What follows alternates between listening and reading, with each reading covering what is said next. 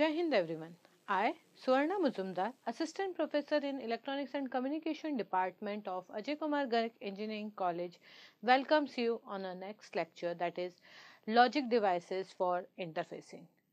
Till now we have discussed about the microprocessor, its general operation and how it is going, what it is, how it is going to work. Now in this particular lecture I am going to cover different logic devices which we are using by microprocessor to interface with outside world.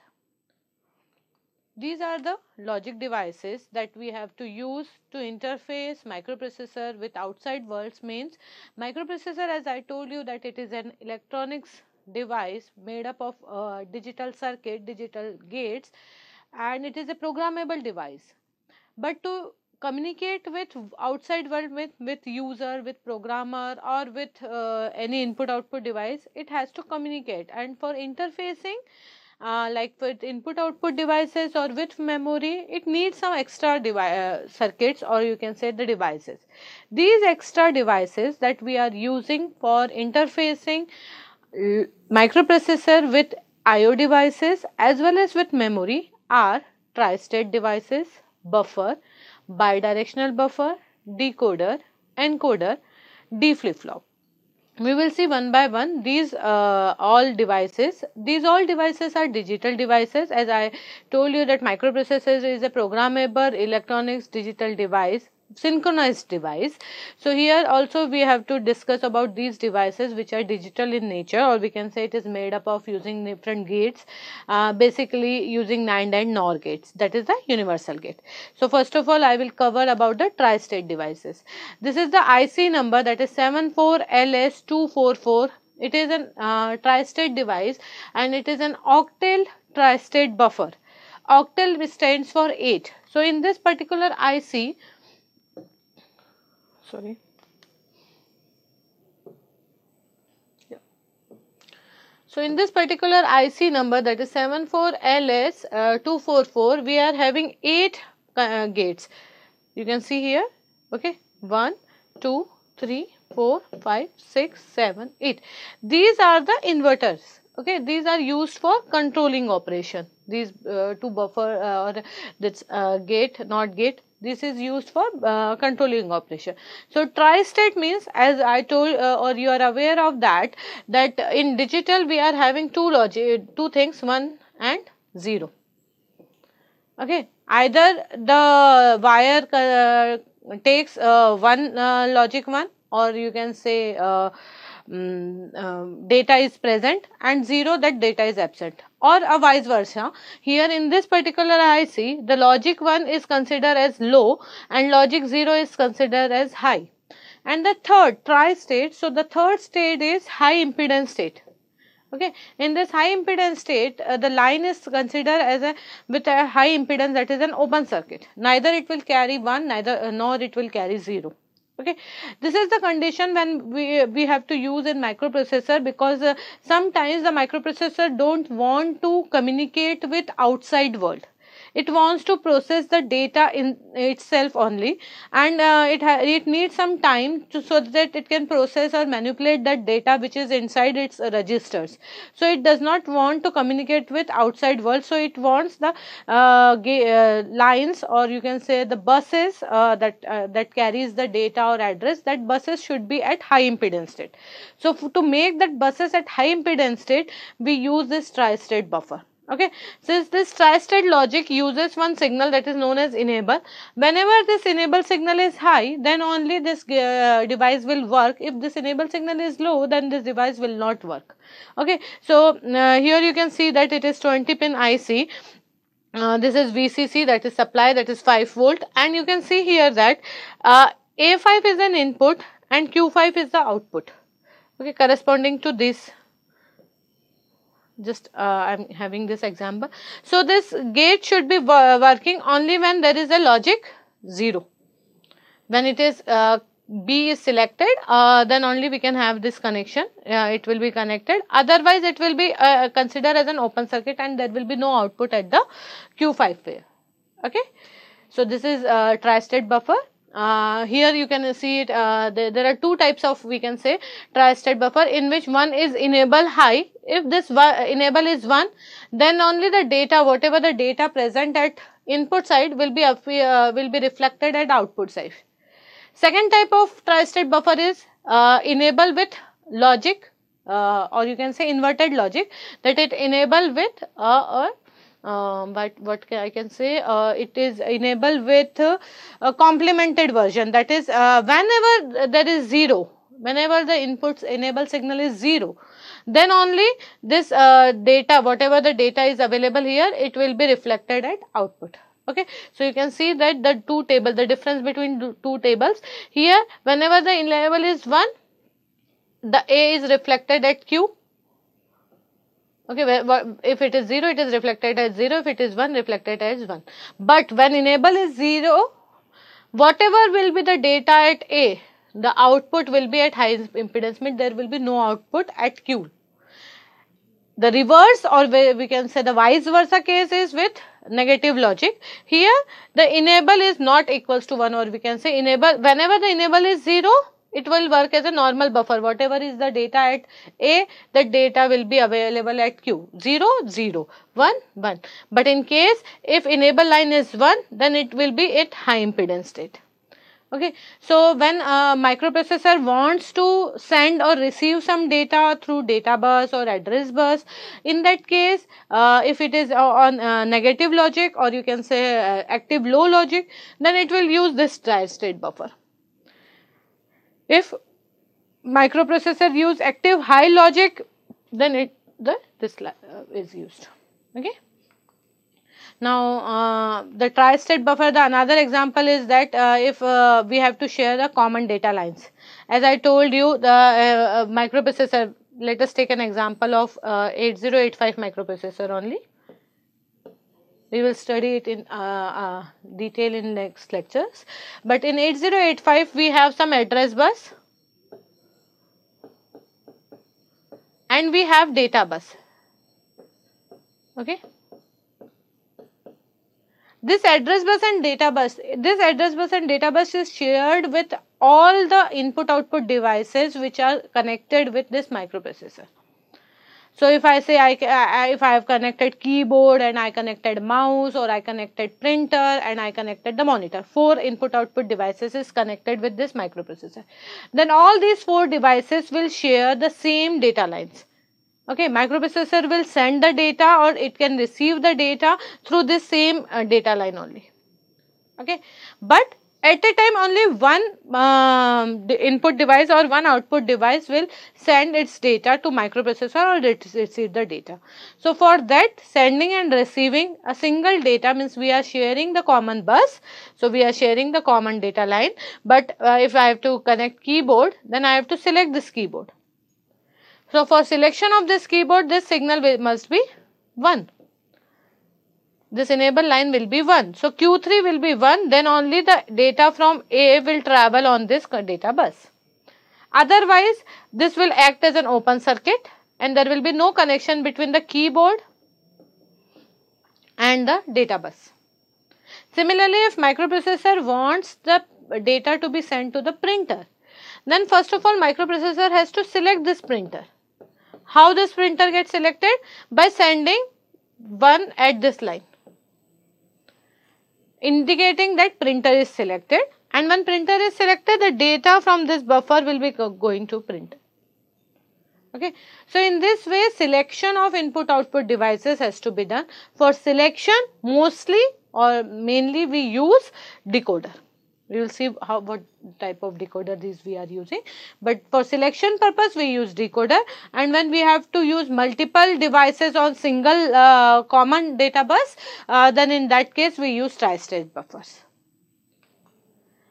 Now the buffer, whenever microprocessor has to send some data to to output device, or it has to receive some data from input devices. Okay, and microprocessor is busy with some task, but data travel through data bus and it appears at microprocessor end. So we have a we can say a buffer logic. It is something like that when we go to visit some officers and that officer is busy, we have to wait in the waiting room. Okay, so in that case, this waiting room is nothing but the buffer. Okay. So data will be in buffer. Whenever microprocessor gets free time from its processing, it goes and check the data from this buffer and do the needful actions. So this buffer is we can say a device which will store the data as it is. Okay, and it will be available for microprocessor for further process.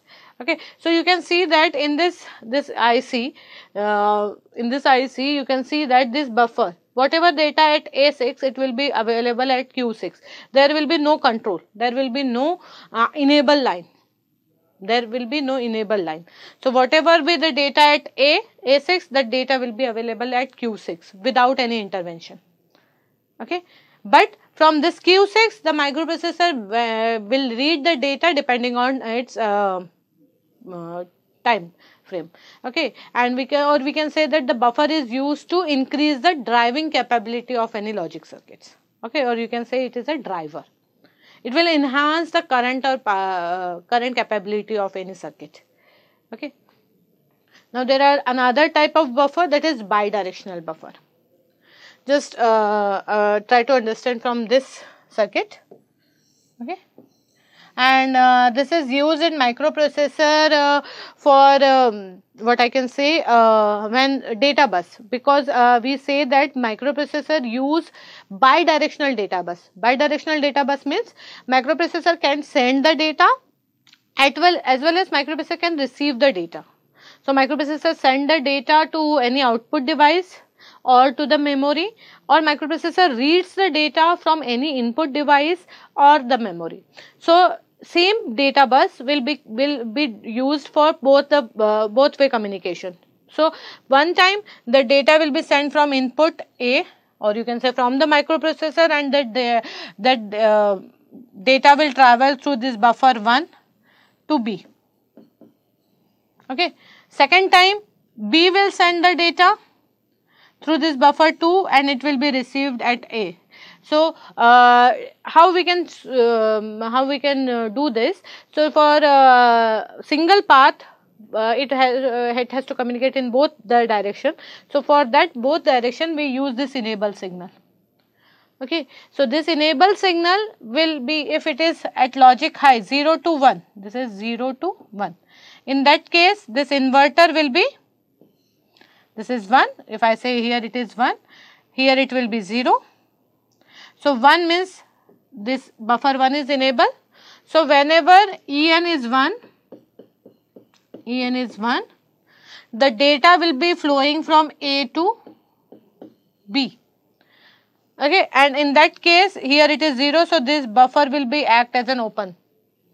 Okay, when En is 0, that is enable is 0, in that case the data will be flowing from B to A. In that case buffer 1 will be active, or you can say off condition. Okay, so this bidirectional buffer is used in all the microprocessor at data bus. Now the decoder. It is also a combinational circuit. You already studied this in your digital circuit domain, but here we are using different types of decoder. Mainly we are using a decoder which is used to what I can say ki 4 to 16 decoder or 8 to 6. The decoder size, how you can define? So it is n is to 2 raised to power n. So if I have to use 4 is to 2 raised to power 4, that is 16. So if I have to use 8 data, I have 8 data lines or 8 address lines, then 8 is to 2 raised to power 8, that is 256.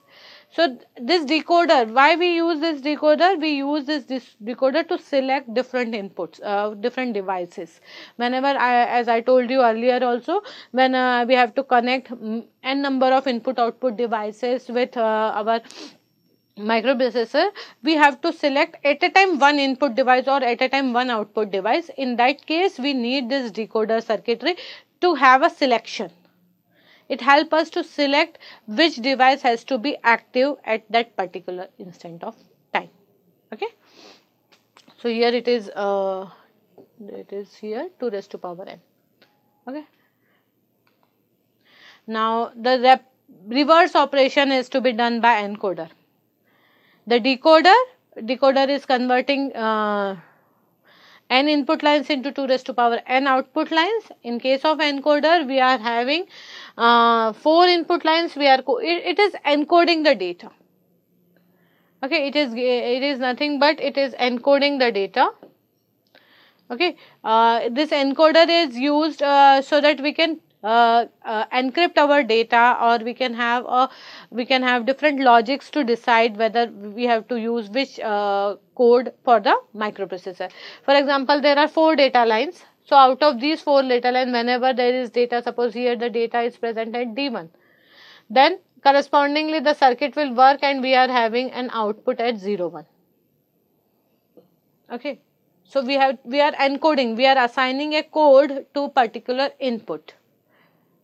Okay, or we can say we are assigning address to a particular device. Now the special type of encoder that we use mostly in our microprocessor is priority encoder. As I told you, we are having an interrupt signals. Interrupt are nothing but signals which is given to microprocessor, so that microprocessor can suspend its current working project or current working program and shift to another program which is of higher priority than the current program. So in that case, if microprocessor has one or more interrupts, then microprocessor has to give prioritized which interrupt has to be served first. So for prioritized any operation, we need to use this priority encoder. Okay, so this priority encoder help microprocessor to prioritize the interrupts, whether we have to use, for example, if there are 5 interrupts, so which interrupt, 4 number interrupt is having higher priority or 3 number interrupt is having lowest priority. So we can prioritize the interrupt. So in this case, D7 is having highest priority and D0 is having the lowest priority.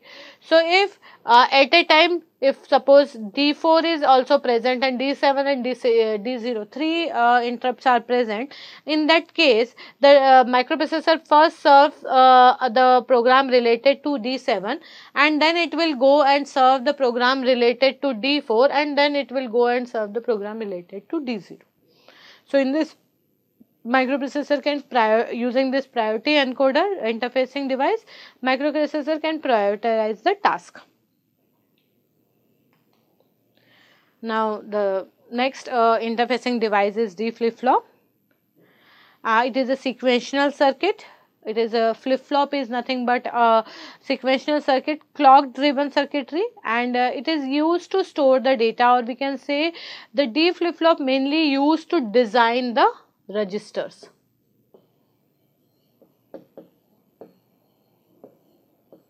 Okay. Register is the smallest element in a memory used to store the data. Okay. So a register consists of 8 flip-flop.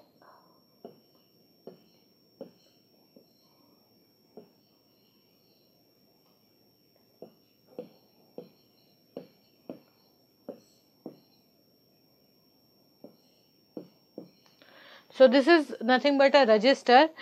Each of this is made up of D flip-flop. Okay, and it store the data either in the form of 0 1 0 1, any 1 0, any combination. Okay, so this is the basic unit of your memory, and this basic unit, that is register, it is made up of D flip-flop, and the D flip-flop has a clock and D. The D, as its name suggests, it is a delay flip-flop, or you can say the data input flip-flop. Whatever the data available at D, at positive clock, the data gets stored and reflected at Q output here. This is Q bar. Okay. So this flip-flop is used to store the data, and in the register we are having a combination of this 8D flip-flop, and it is used to store the data. We can use a single D flip-flop also if we want a bit storing element. This we have to want to just store one single data. In that case we use single D flip-flop, okay, with the clock input. Now I am going to give you a small or you can say a pictorial representation how we are using to all these interfacing devices with microprocessor. Okay, so we have a microprocessor. Any general microprocessor, you can take it as 8085 or 8086, any microprocessor. Whenever a microprocessor has to communicate with outside world, it needs some input devices, some output devices, and a memory unit. There are two types of memory we are going to use. I can name it as RAM or ROM, or you can say it as data or program memory, data or code memory. Okay, you can name it any, because we use both RAM and ROM. ROM is used, that is read only memory, is used to store the program, that is the code to drive this microprocessor, and RAM is used to store the general data. Okay, now this input devices, there are n number of input devices and there are n number of output devices. Now microprocessor has to take some data from this input device. So how microprocessor choose which input device has to work? So microprocessor has some address lines, okay, but these address lines are shared by memory also. So address lines, these address lines are shared by memory as well as output device, and as I told you, with input device also. Okay, so these address line by shared by all of these three. So how microprocessor will send that this address is particularly from input device?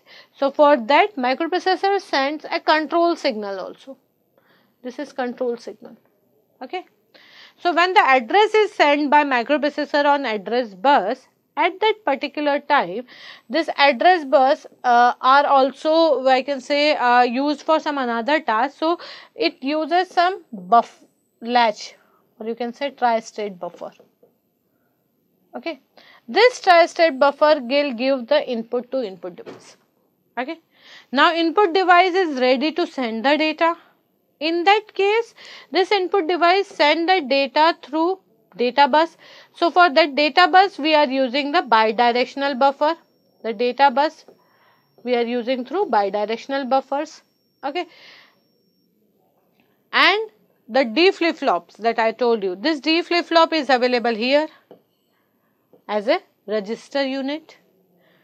So all these interfacing devices, whether it is a decoder, now the case of decoder is used when I told you that there are n number of input devices. So if I have to select the n number, so this control signal which is generated by here, this control signals help us, or we can say that address lines with collaboration with control signal will help us to detect which device we want to, or microprocessor wants to communicate.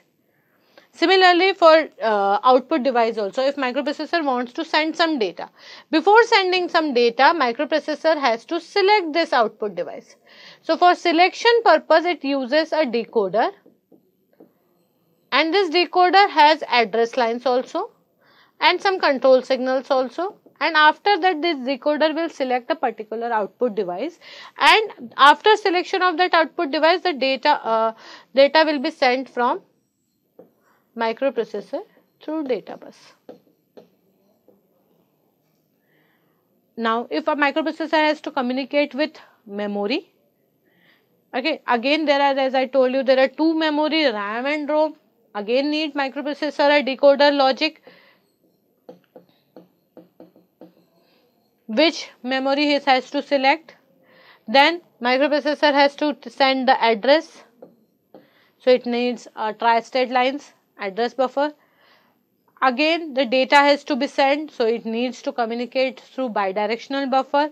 So in this way, you can see that all these logic devices that I have discussed right now in this lecture is used by microprocessor to communicate with outside world. Okay, so this is the you can say the hardware circuitry that we have to use with our microprocessor. So you can see from your motherboard also that in that motherboard you are having different slots. Instead, not only a single microprocessor is there, we are having a big circuitry to have a general purpose our computer. Okay, so this is all about the interfacing of logic devices which are used to communicate or to get interfaced with microprocessor. In next lecture I am going to cover about the spatial microprocessor, that is 8085 microprocessor. In that we can again have a detailed connection. Here I just have this general connections, but there we can particularly see how this decoder or this latch is used for that particular 8085, which IC we are preferred for this 8085 microprocessor. So this is all about logic devices and interfacing. Thank you.